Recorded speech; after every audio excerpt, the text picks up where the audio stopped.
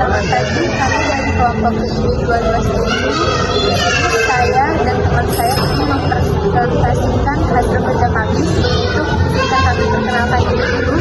Perkenalkan, nama saya Indah Syafrianti dan teman saya, nama saya Gina Saramita. Di sini kami akan mempresentasikan klasifikasi tingkat risiko hipertensi menggunakan metode Fuji Mamdani yang akan dibaca oleh teman saya Gina Saramita. Pengantar hipertensi dan klasifikasi risiko, penerapan metode Fuji Mamdani dalam klasifikasi risiko. Pengantar hipertensi dan klasifikasi risiko yaitu memahami hipertensi. Definisinya, hipertensi adalah kondisi kronis di mana tekanan darah pada arteri meningkat secara persisten sehingga seringkali tanpa gejala yang jelas pada tahap awal.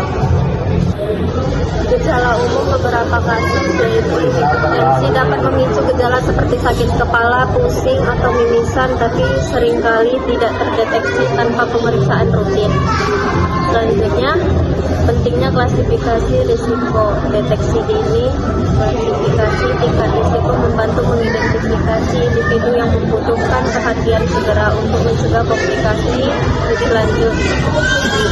Selanjutnya, pengobatan personal, yaitu tingkat risiko memberikan panduan bagi profesional kesehatan untuk menentukan intervensi medis yang sesuai seperti perubahan gaya hidup atau pengobatan. Terakhir, pencegahan jangka panjang, yaitu memahami tingkat risiko memungkinkan individu untuk mengambil langkah pencegahan seperti pola makan dan olahraga guna menurunkan peluang terkena hipertensi berat. Selanjutnya akan dibacakan oleh teman saya, Intan Syafrianti.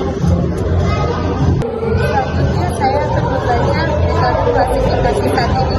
Metode klasifikasi saat ini dibagi menjadi 3. Yang pertama, pendekatan tradisional, teknik berbasis pengamatan klinis seperti pengukuran tekanan darah secara langsung selama kunjungan medis.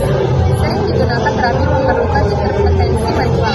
Yang kedua, metode berbantuan teknologi, teknik komputasional termasuk algoritma berbasis data dan sistem mendukung keputusan, memberikan analisis yang lebih cepat dan akurat dalam menentukan tingkat risiko. Yang ketiga, keterbatasan. Meskipun bermanfaat, pendekatan tradisional dan teknologi terkadang menghadapi kendala seperti akses terbatas pada data berkualitas atau kurangnya alat yang dapat diakses secara luas. Selanjutnya, penerapan metode Fuji Mamdani dalam klasifikasi risiko.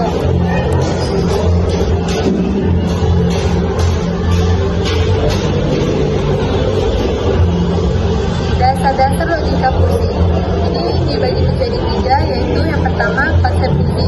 Logika Fuji pada nilai gangguan antara 0 dan 1, memungkinkan penanganan data yang tidak pasti atau ambigu dibandingkan logika klasik yang hanya mengenal nilai 0 dan 1. Yang kedua, ulang fleksibilitas.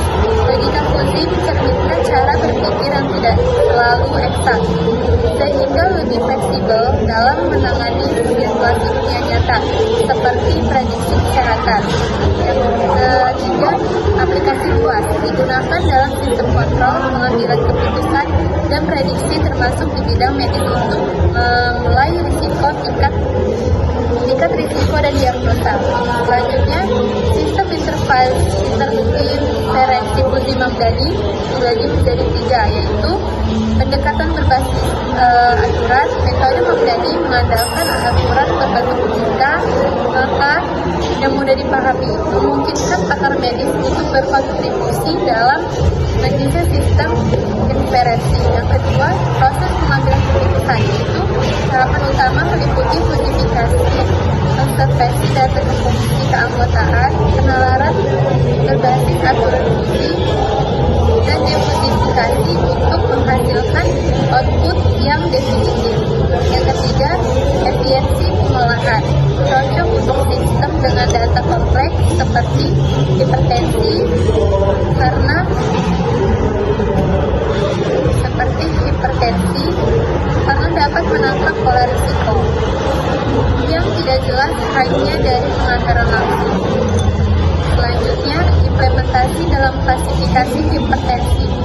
penentuan variabel, parameter seperti tekanan darah sistolik, diastolik, dan faktor risiko tambahan.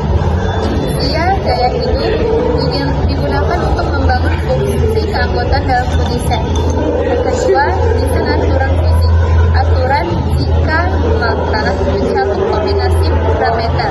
Misalnya, jika tekanan darah dan tinggi dan usia lanjut, maka risiko hipertensi sangat tinggi. Yang ketiga, output klasifikasi. Sistem menghasilkan tingkat risiko rendah, sedang, tinggi yang membantu tenaga medis untuk menentukan langkah pencegahan dan penanganan.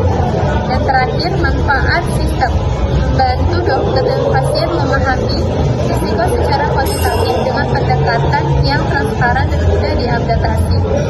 Selanjutnya, sekian dari kelompok kami. Terima kasih. jika ada salah kata, mohon dimaafkan.